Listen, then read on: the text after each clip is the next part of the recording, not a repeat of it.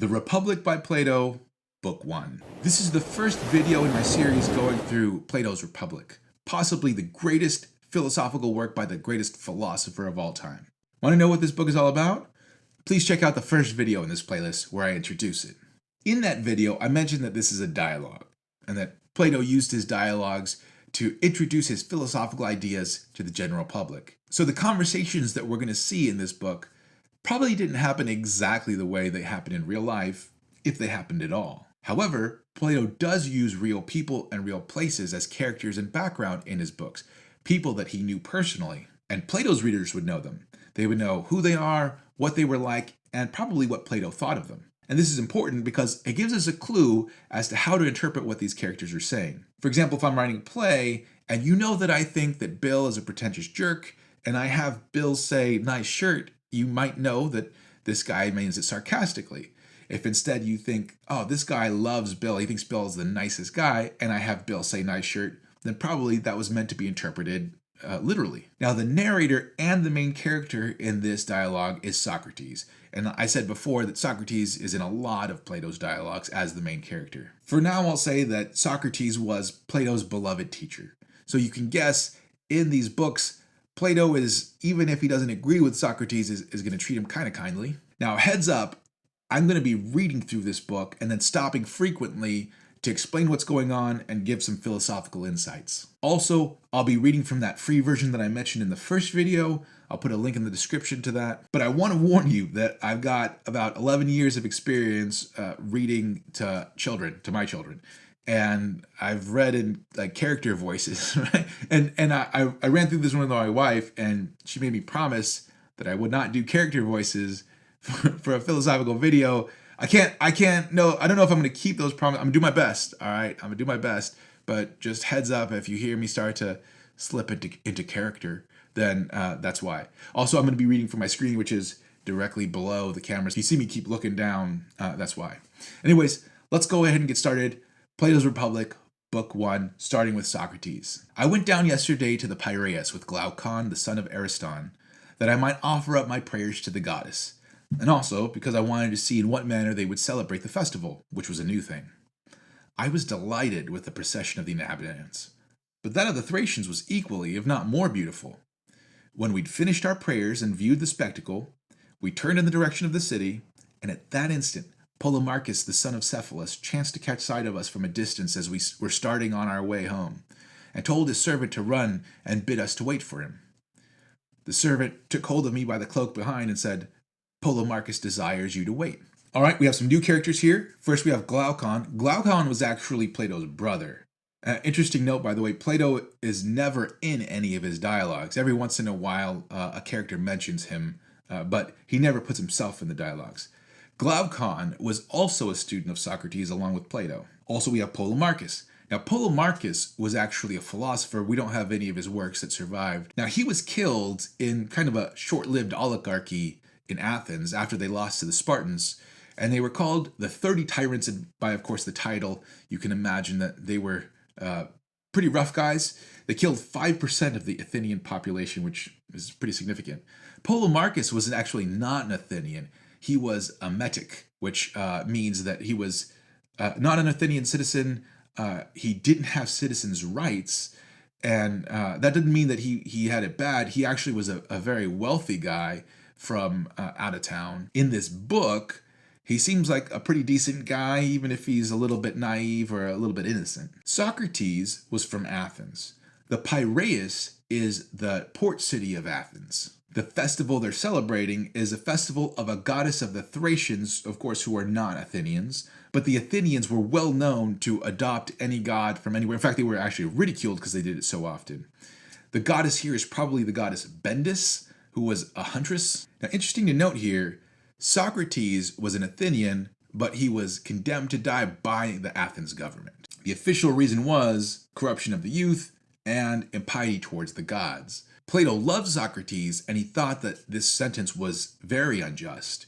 So it's interesting that he's opening up his book here with Socrates going down to this festival of the gods. Also, it's interesting because this book will be all about justice, and as we'll see in a minute here, one of the traditional ideas about justice is that it included paying your debts towards the gods. So we start off seeing that Socrates is being just in the traditional way.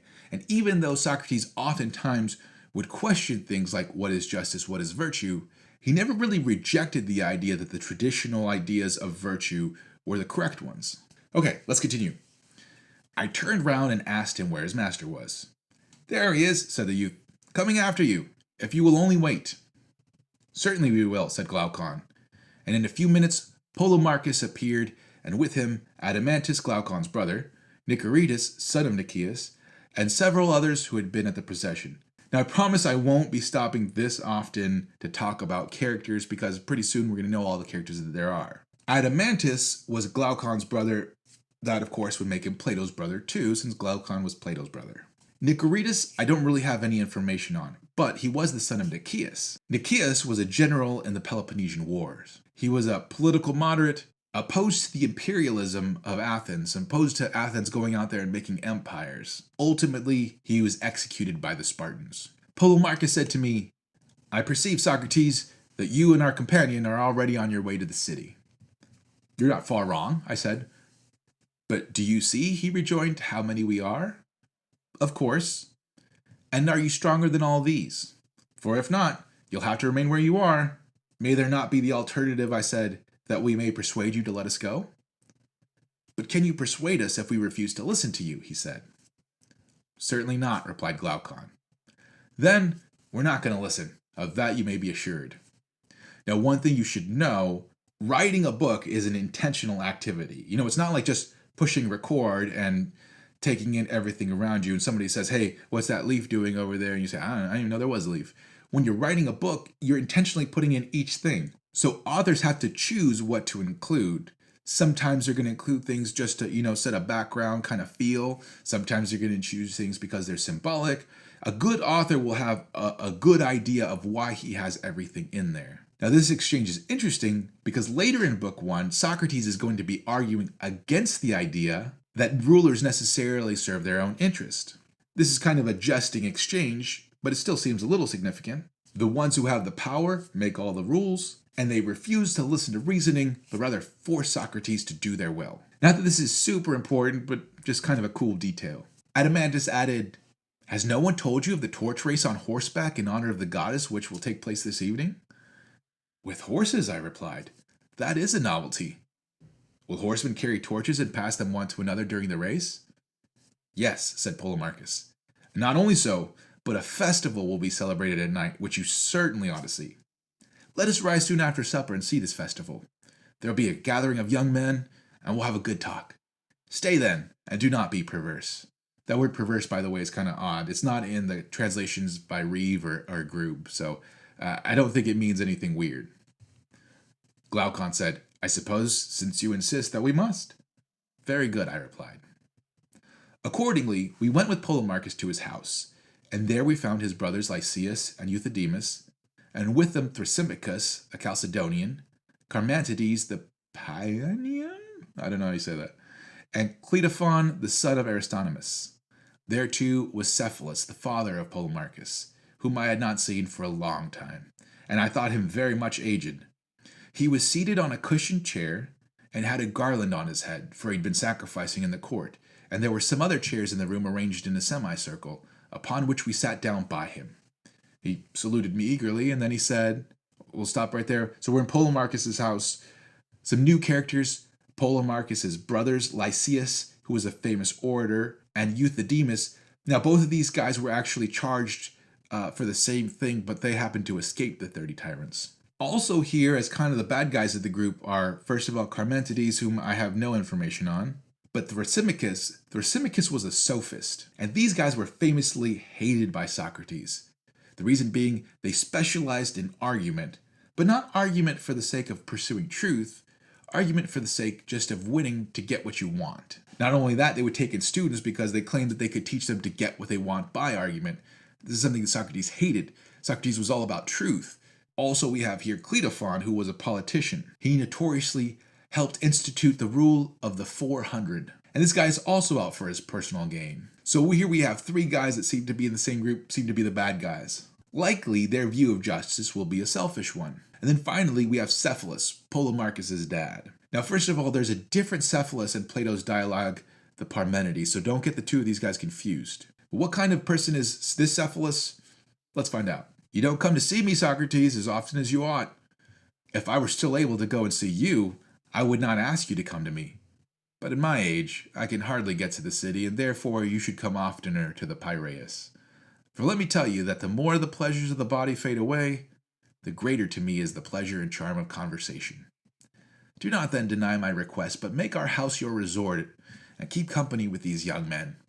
We're old friends, and you'll be quite at home with us. By the way, I think that's a joke. The young men are old friends. Plato is like master of the dad joke, so he's not above a corny joke. I replied, There's nothing which for my part I like better, Cephalus, than conversing with aged men. For I regard them as travelers, who've gone on a journey which I too may have to go, and of whom I ought to inquire whether the way is smooth and easy or rugged and difficult. And this is a question which I should like to ask of you, who have arrived at that time which the poets call the threshold of old age. Is life harder towards the end? Or what report do you give of it? I will tell you, Socrates, he said, what my own feeling is. Men of my age flock together. We're birds of a feather, as the old proverb says. And at our meetings, the tale of my acquaintance commonly is, I cannot eat, I cannot drink. The pleasures of youth and love are fled away. There was a good time once, but now that's gone, and life is no longer life. Some complain of the slights which are put upon them by relations, and they'll tell you sadly of how many evils their old age is the cause. But to me, Socrates, these complainers seem to blame that which is not really at fault. For if old age were the cause, I too, being old, and every other old man would have felt as they do. But this is not my own experience, nor that of others whom I have known. How well I remember that aged poet Sophocles, when in answer to the question, How does love suit with age, Sophocles? Are you still the man you were? Peace, he replied. Most gladly have I escaped the thing of which you speak. I feel as if I had escaped from a mad and furious master. His words have often occurred to my mind since, and they seem as good to me now as at the time when he uttered them.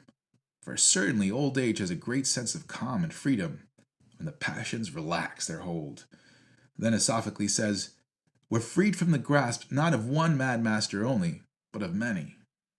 The truth is, Socrates, that these regrets, and also the complaints about relations, are to be attributed to the same cause, which is not old age, but men's characters and tempers.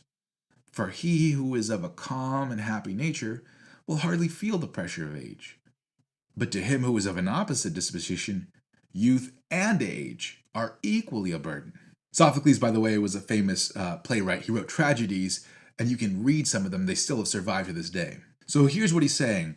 Some people are saying that old age sucks. And for two reasons. Number one, they're getting slights by their relations. He doesn't really explain what he means by that.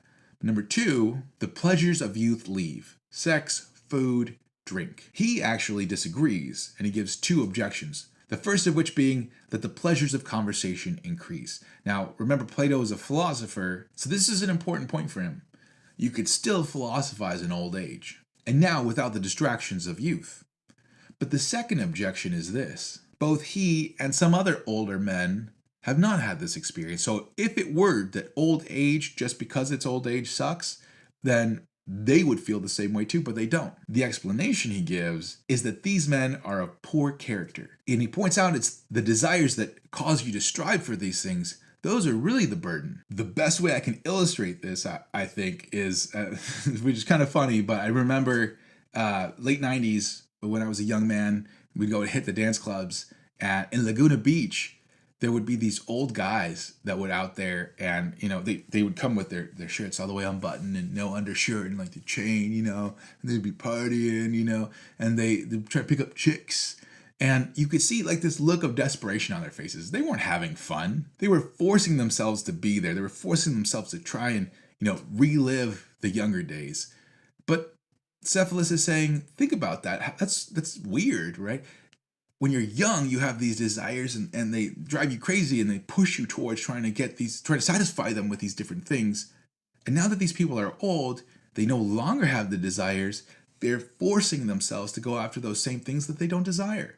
Why would you do that? Well, Cephalus says it's because they have poor character. A man who is virtuous was going to be happy in old age because he's not going to have to worry about those things.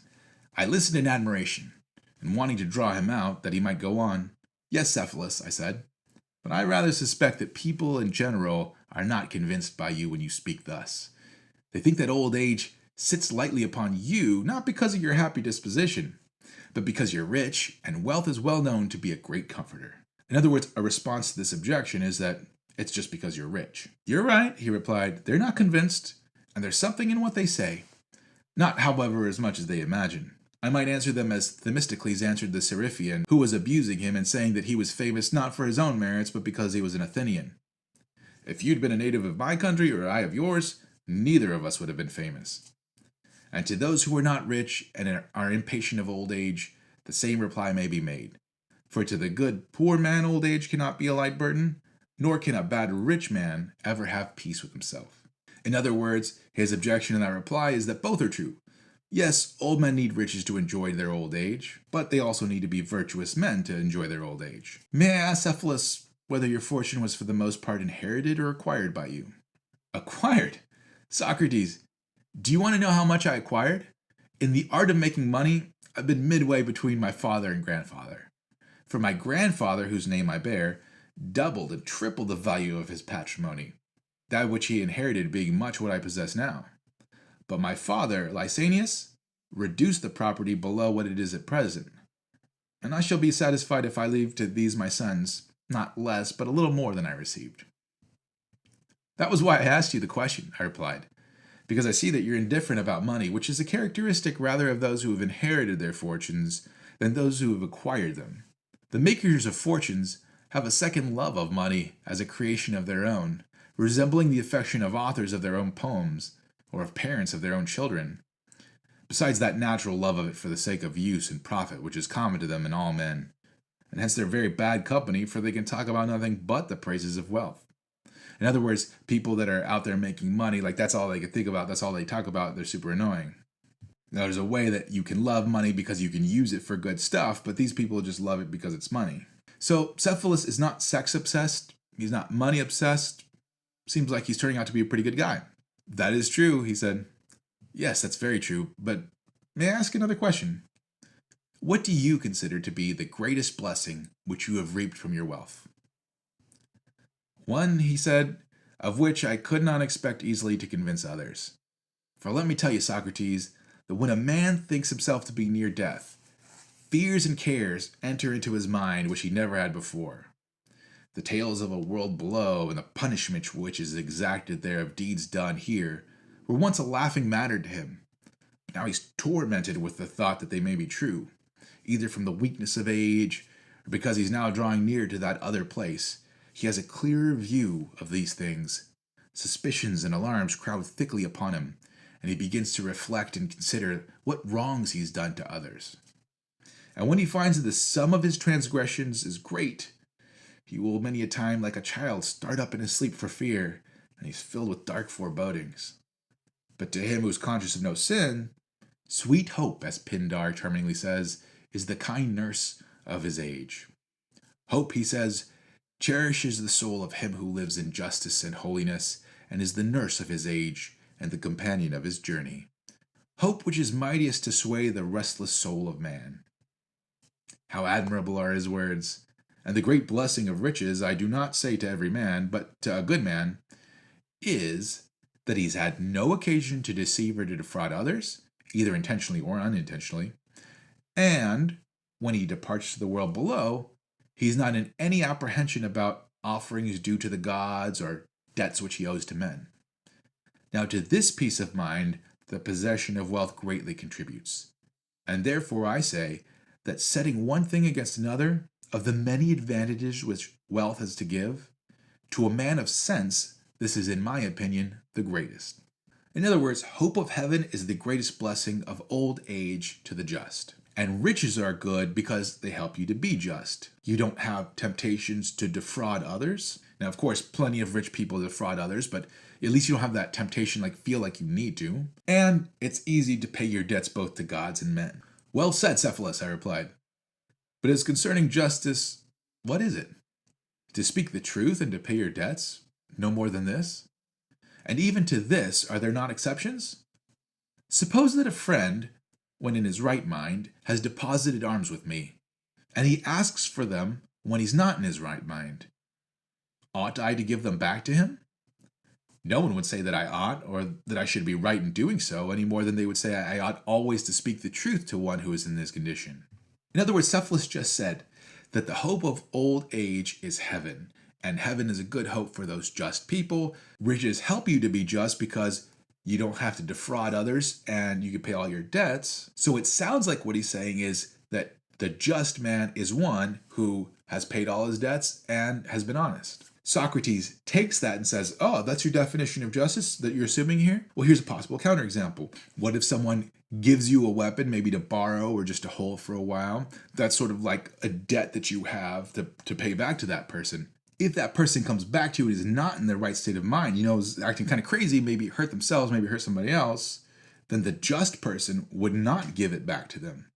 So here's a case where you have a debt to be paid and a just person would not pay that debt. And a similar argument can be made about truth. If somebody comes to you with a gun and says, hey, where is Barry? I'm going to shoot Barry. A just person wouldn't tell him the truth. This, by the way, is quintessential Socrates. He proceeds by Alentius. He poses a what is question. What is justice in this case? Then he gets a possible definition from somebody. He asks some questions to show how, at least on the face of it, doesn't seem like that could be the answer. You're quite right, he replied. But then I said, speaking the truth and paying your debts is not a correct definition of justice. Quite correct, Socrates, if Simonides is to be believed, said Polemarchus, interposing. Remember, Polemarchus is Cephalus' son. I fear, said Cephalus, that I must go now, for I have to look after the sacrifices, and I hand over the argument to Polemarchus and the company. Is not Polemarchus your heir? I said. To be sure, he answered, and went away laughing to the sacrifices. Now, notice he goes off to the sacrifices. This guy right here is ending the whole thing as a just person, paying his debts to the gods. So, Cephalus is clearly a just man by the traditional definition. And notice how Plato doesn't have Cephalus continue the argument with Socrates. He goes off to do the just thing. That's going to become important later on. We're going to see Cephalus, not being a trained philosopher, can still be a virtuous man, can still be a man of justice. That's a problem for Socrates' view of justice. But maybe that's getting too far ahead. We'll stop there for right now, and I'll see you in the next video.